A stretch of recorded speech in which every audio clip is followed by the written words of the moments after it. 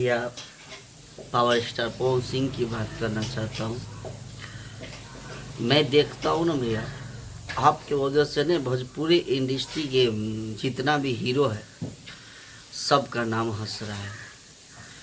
किसी से कोई शादी नहीं करना चाह रहे आपके बहुत ज़्यादा वजह से, क्योंकि जितना भी अगर कोई सिंगर से शादी करना चाहते हैं तो एक ही चीज़ बोलते हैं, यार पवन सिंह है जो अपने बीवी के तलाक के पेपर या मतलब इतना बहुत ज़्यादा रख दिया, और इसी की वजह से बहुत ज़्यादा ये प्रॉब्लम हो रहा है। तो मैं तो ये कहूँगा भैया कि मामला बहुत जल्दी आप सल्टा लीजिए ताकि अपने भोजपुरी इंडस्ट्री का एक अच्छा नाम हो।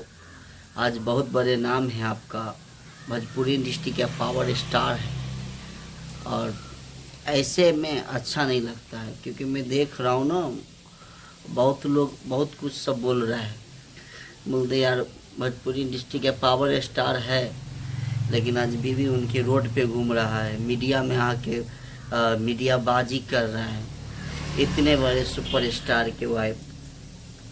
तो ये चीज़ थोड़ा से आप सुलट दीजिए भैया, अच्छा नहीं लगता है।